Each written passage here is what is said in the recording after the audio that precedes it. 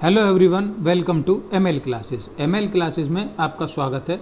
इस वीडियो में हम क्लास 7 की एक्सरसाइज 7D के जो क्वेश्चंस हमारे बच गए हैं उससे आगे सॉल्व करेंगे। देखिए, क्वेश्चन नंबर 4 से शुरू करेंगे।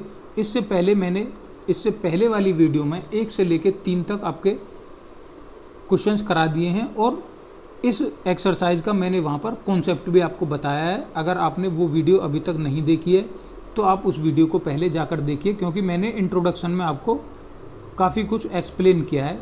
अगर आपको उस वीडियो को नहीं देखेंगे तो आपकी समझ में यहाँ से नहीं आएगा। देखिए, क्वेश्चन नंबर 4 सॉल्व करते हैं। एक व्यापारी ने 15 क्विंटल गेहूं 980 रुपये प्रति क्विंटल के भाव से खरीदा। कितना गेहूं खरीदा उसने? 15 क्विंटल गेहूं खरीदा। किस भाव से खरीदा? 980 रुपये का एक क्विंटल। तो देखिए, यहाँ से हम क्रय मूल्य निकाल सकते हैं आसानी से। देखिए, हल लिखते हैं। क्रय मूल्य कितना हो जाएगा? गेहूं का क्रय मूल्य कितना है? 980 रुपये वो खरीद रहा है। 980 रुपये के हिसाब से कितना गेहूं खरीद रहा है? 15 क्विंटल गेहूं खरीद रहा है। तो यहाँ से पता चल जाएगा कि उसने कितने रुपए का गेहूं खरीदा। गुणा करेंगे तो हमारा कितना आ जाएगा? 14,700। 14,700 क्या आ गया? ये आ गया गेहूं हमने जो उस व्यापारी ने खरीदा है। कितने का गेहूं खरीदा है? 14,700 का। खरीदने के बाद क्या होता है, उसमें गेहूं में घुन लग जाती है और घुन लग जाने के कारण उसे 5% की हानि पर बेचना पड़ता है। तो देखिए, हानि कितने दी रखी है उसे? हानि प्रतिशत दे रखा है। हानि प्रतिशत बराबर 5।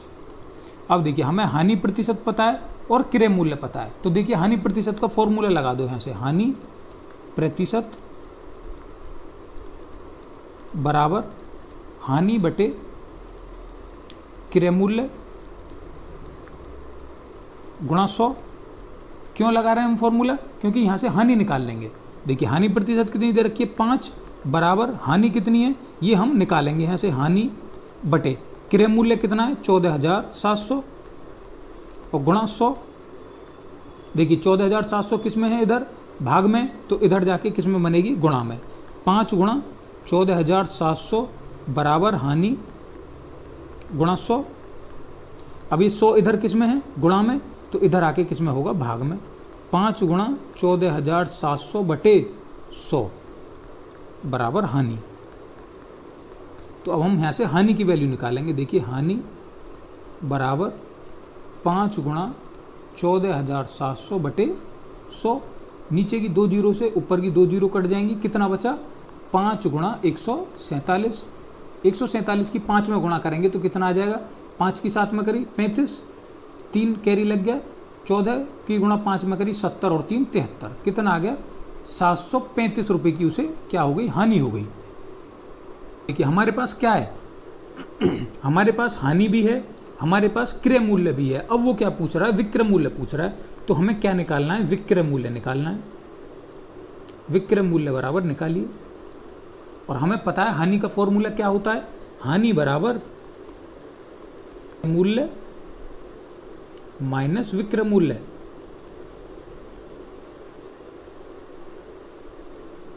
और क्रय मूल्य कितना है? 14,700 माइनस विक्रय मूल्य हमें निकालना है।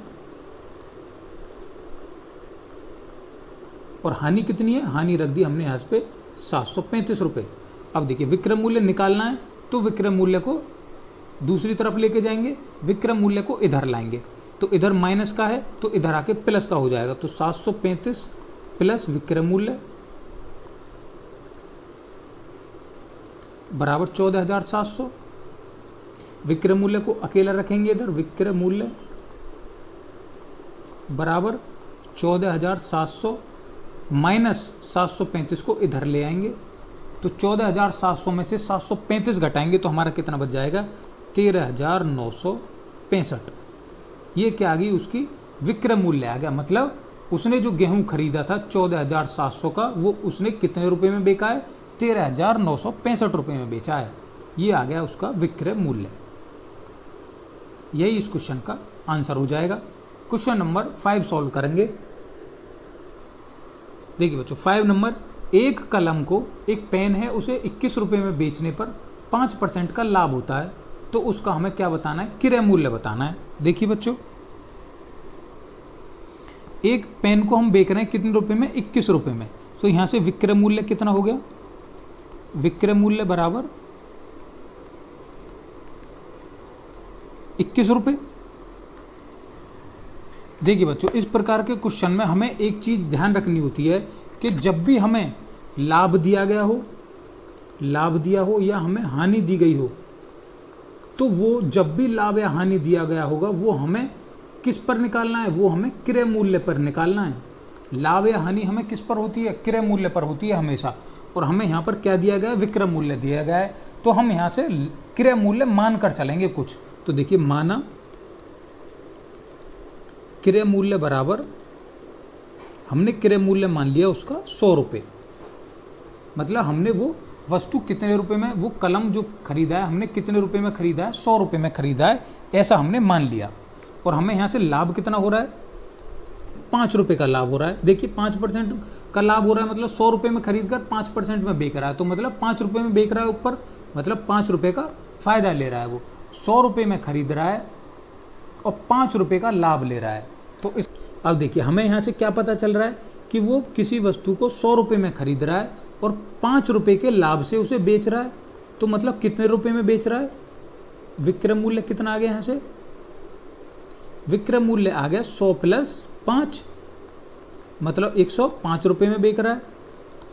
देखिए बच्चों, दोबारा समझो क्या कहना चाह रहा है वो इस क्वेश्चन में, कि हमने जो कुछ भी उसने पेन खरीदा है वो बेचने पर लाभ दिखा रहा है, लेकिन लाभ हमेशा किस पर होगा, खरीदने पर होगा, क्रय मूल्य। इसीलिए हमने क्रय मूल्य को 100 मान लिया है। और कितने का लाभ हो रहा है, हम मान के चल रहे हैं 5%, उसे 5 रुपये का लाभ हो रहा है। अब देखिए 100 रुपये पर जब 5 रुपये का लाभ हो रहा है, तो मतलब 100 रुपये की वस्तु को 5 रुपये के प्रॉफिट के साथ बेच रहा है। मतलब कितने रुपये में बेच रहा है, 105 रुपये में बेच रहा है। ये क्या आ गया हमारा, यहाँ से विक्रय मूल्य आ गया। अब देखिए यहाँ से लिखते हैं, चूंकि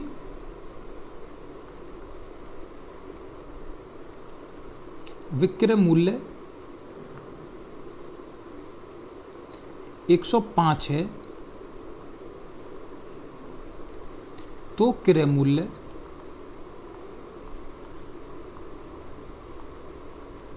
कितना है। भाई ये हमने क्या माना है, ये हमने मान के चल रहे हैं इतना। अभी हम जो क्वेश्चन में दिया गया वहाँ पर नहीं आए। अब हमने क्या माना है, चूंकि विक्रय मूल्य 105 है तो क्रय मूल्य कितना है, 100 रुपये है, ये 100 रुपये है। अब हम क्या कर रहे हैं, यहाँ से 1 रुपये की वैल्यू निकालेंगे। देखिए चूंकि विक्रय मूल्य 1 रुपया है, यहाँ से विक्रय मूल्य, पहले 1 रुपये की वैल्यू निकालना है। विक्रय मूल्य यदि 1 रुपये है तो क्रय मूल्य कितना हो जाएगा, तो क्रय मूल्य जब भी हम यहाँ से ऐसे निकालेंगे तो ये वाली जो संख्या होती है उसके बटे में ये वाली संख्या आ जाती है, 100/105। और हमें निकालना कितने का है, यदि विक्रय मूल्य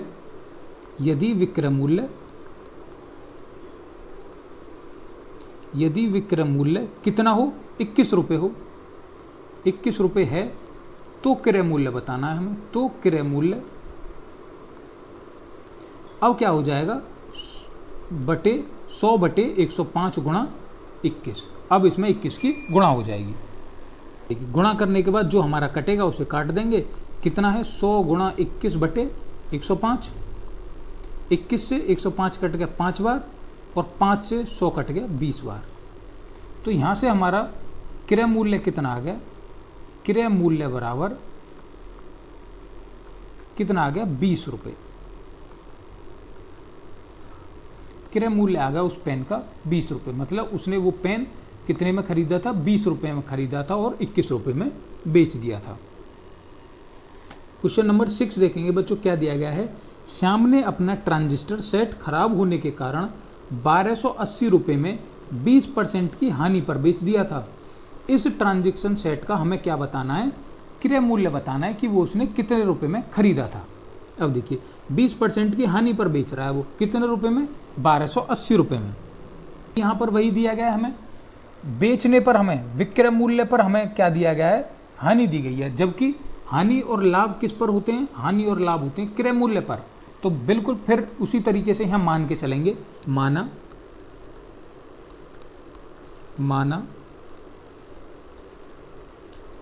ट्रांजिस्टर सेट का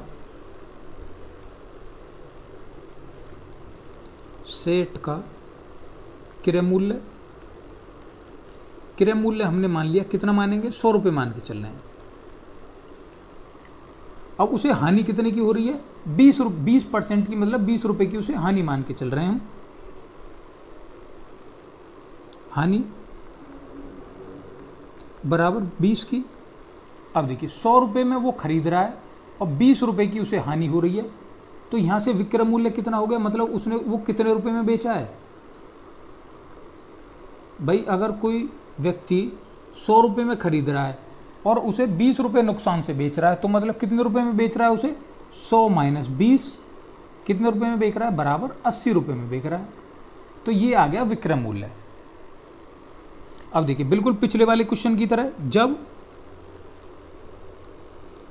विक्रय मूल्य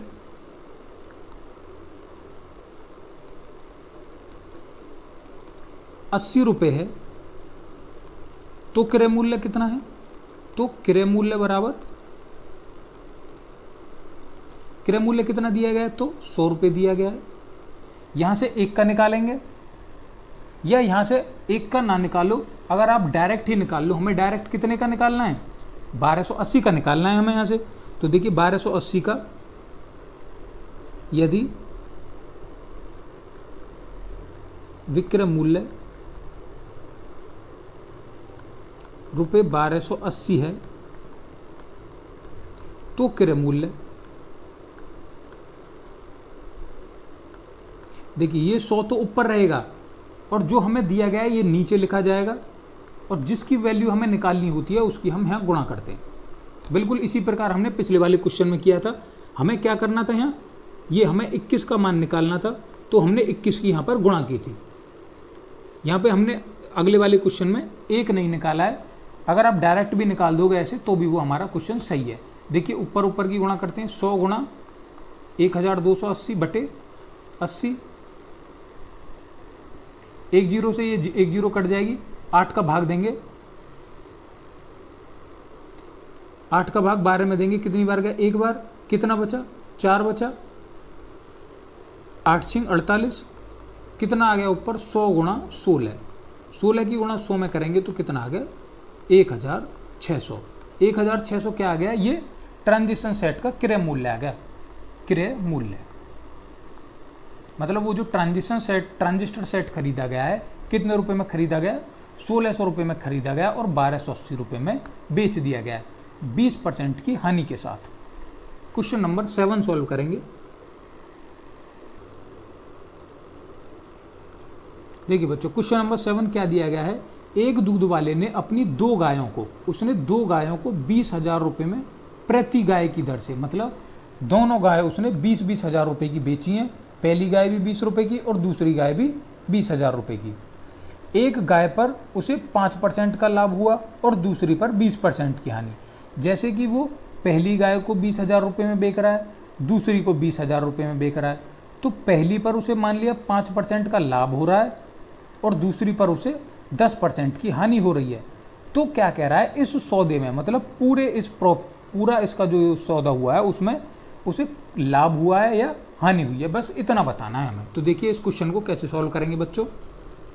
हल लिखते हैं यहाँ पर। हल देखिए दोनों गायों का या तो अलग अलग निकाल लो या दोनों गायों को एक साथ करके चल लो। देखिए पहली गाय का जैसे मान के चल रहे हैं यहाँ, पहली गाय का विक्रय मूल्य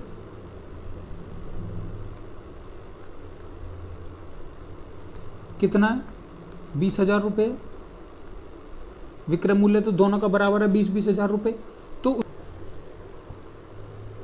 अब देखिए बच्चों यहाँ पर क्या हो रहा है, यहाँ पर भी बिल्कुल पिछले क्वेश्चन की तरह उसे बेचने पर लाभ दिखाया गया है। तो हम यहाँ से क्या कर रहे हैं? क्रय मूल्य भी हम यहाँ से क्या मान ले रहे हैं? 100 मान ले रहे हैं। अब देखिए क्रय मूल्य 100 रुपये हो गया और लाभ कितना दे रखा है उसे? लाभ दिया गया है उसे 5 रुपये का। अब देखिए जब उसे इतना लाभ हो रहा है 5 का, कितने पर लाभ हो रहा है? 100 रुपये पर। 100 रुपये पर 5 रुपये का लाभ हो रहा है, तो उसने कितने रुपये में बेच दी वो? विक्रय मूल्य कितना हो जाएगा यहाँ से? विक्रय मूल्य कितना हो जाएगा? मतलब फायदे में बेच रहा है, 100 रुपये में खरीद के 5 रुपये के फायदे से बेच रहा है, तो विक्रय मूल्य कितना हो जाएगा? 100 + 5 बराबर 105 रुपये। 105 क्या हो गया? विक्रय मूल्य। अब देखिए यहाँ से उसी प्रकार निकालेंगे, यदि विक्रय मूल्य 105 है तो क्रय मूल्य कितना दिया गया है? क्रय मूल्य कितना मान के चले हम? 100 रुपये। और निकालना क्या है? यदि विक्रय मूल्य कितना है? यदि विक्रय मूल्य कितना हो? यदि विक्रय मूल्य 20,000 रुपये हो, 20,000 है, तो क्रय मूल्य कितना हो जाएगा? बिल्कुल वही तरीका, 100 के बटे में कितना आ जाएगा? 105, और 20,000 की क्या हो जाएगी? गुणा करके यहाँ लिखेंगे, देखिए कितना आएगा? 100 गुणा 20,000 ऊपर और बटे 105 नीचे। तो देखिए बच्चों, जब हम इनका भाग करेंगे, ऊपर वाली संख्याओं की गुणा करके जब हम भाग करेंगे तो हमारा कितना आ जाएगा? 19,047.62 आ जाएगा हमारा भाग करने के बाद, या 6-1 आ जाएगा, या 6-2 आएगा, एक ही बात है। अब हम यहाँ पर 6-1 हमारा भाग करने के बाद आ गया। तो ये हमारा आ गया पहली गाय का विक्रय मूल्य। मतलब उसने वो गाय कितने रुपए में बेची है? पहली 19,047 रुपये में।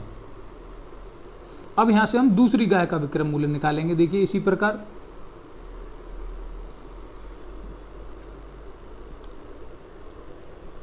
माना यहाँ से विक्रय मूल्य कितना हो जाएगा? दूसरी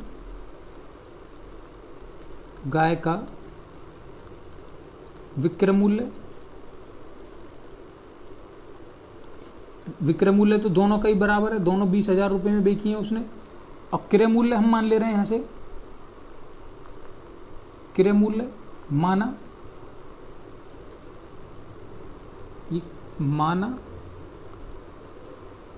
माना दूसरी गाय का क्रय मूल्य हम मान ले रहे हैं यहाँ से 100। क्यों माना है हमने? क्योंकि ये जो गाय बेची है, वो जो दिखा रहा है यहाँ पर, ये विक्रय मूल्य पर दिखा रहा है, जबकि विक्रय मूल्य पर हमारा हानि प्रतिशत और लाभ नहीं होता, इसीलिए हम यहाँ से क्रय मूल्य मान कर चल रहे हैं। तो देखिए, जब वो क्रय मूल्य हमारा 100 मान लिया हमने, तो उसे हानि कितनी हो रही है? हानि हो रही है उसे 10 रुपये की।